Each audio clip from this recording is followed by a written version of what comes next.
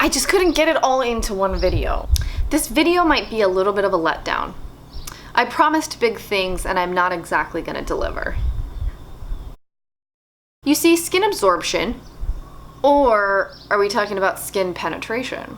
I've seen them used interchangeably, but today we're gonna talk about skin penetration. And we're gonna define that as ingredients penetrating the stratum corneum. Need a little refresher on the stratum corneum? Take a look at our yellow Legos.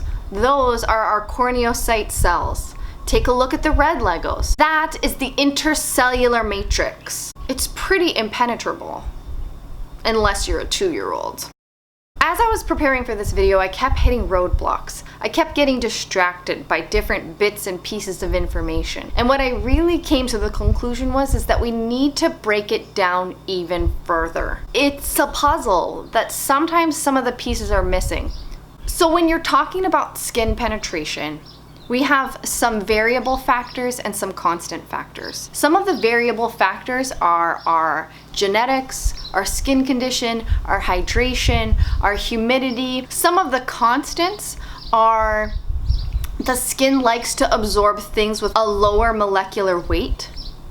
The skin likes things that are oily better than watery. Then we also go back to the way that a skincare product is formulated. So really when we're talking about skin penetration, we're talking about whether or not a product actually works. And that's what I kept getting tripped up on. And the thing is, skincare products are complicated. They're not usually just one thing.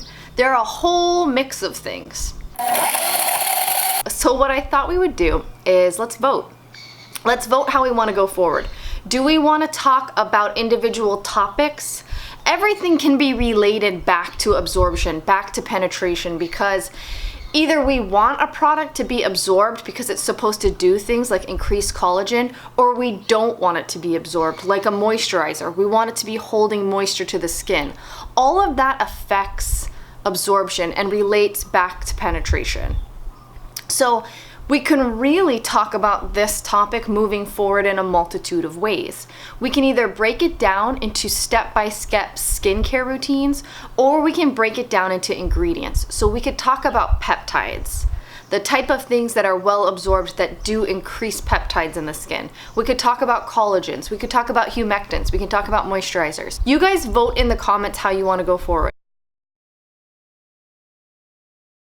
What I thought I'd do really quickly is tell you one of the things I kept getting bogged down in doing this video.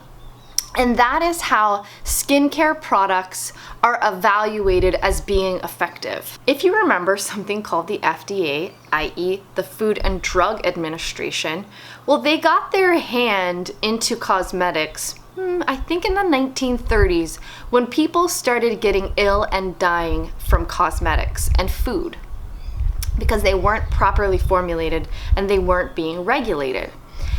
Now, they set some boundaries up. They said if you're gonna make cosmetics, they are really supposed to only alter the appearance.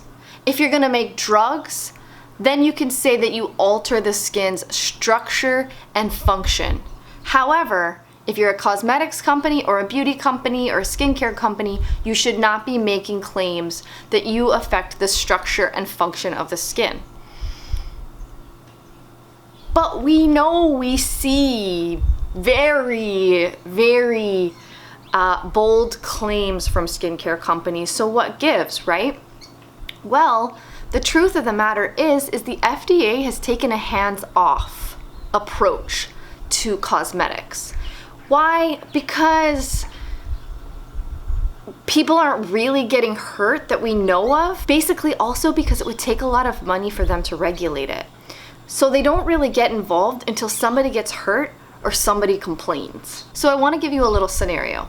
I am a skincare formulator. I want to make an anti-aging serum. I want to put in a bunch of oils and some other things. And I know how each of these oils individually behave. And then I mix them all together. Now, I have several ways of evaluating whether or not my product is effective. First, I can get a sample of 30 people. I can tell them to go home and apply my serum twice a day and come back once a week for 4 weeks and evaluate whether or not I see any changes or whether or not they think they see any changes. Or I could give them my serum, tell them to apply it twice a day, and have them come back once a week and have a dermatologist or someone else that's similarly qualified evaluate whether or not there are any changes. Or I could send them home with the serum, tell them to apply it twice a day, and at the end, I could take a skin biopsy and evaluate whether or not the product was effective by actually looking at the cells and the skin breakdown. So you see, it's a little bit complicated. Oftentimes, skincare products are evaluated as being effective by how it made your skin look.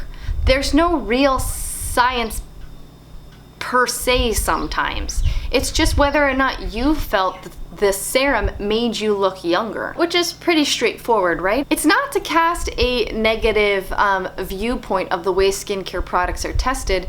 In the end, it really matters whether or not it made you look and feel good as opposed to what it really did. Then the other thing about skincare formulation is a lot of times people know how individual ingredients behave.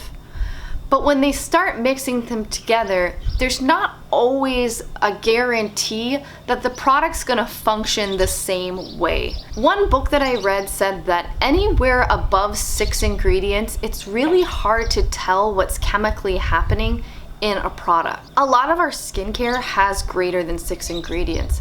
So these are just things to keep in mind as we talk about skincare products. Vote in the comments below how you want to move forward. Should we talk about ingredients like peptides and collagen production, or should we go step by step of a skincare routine? You guys let me know, and I'll see you next week with my video based on how you guys want to move forward. Thanks for watching. Bye.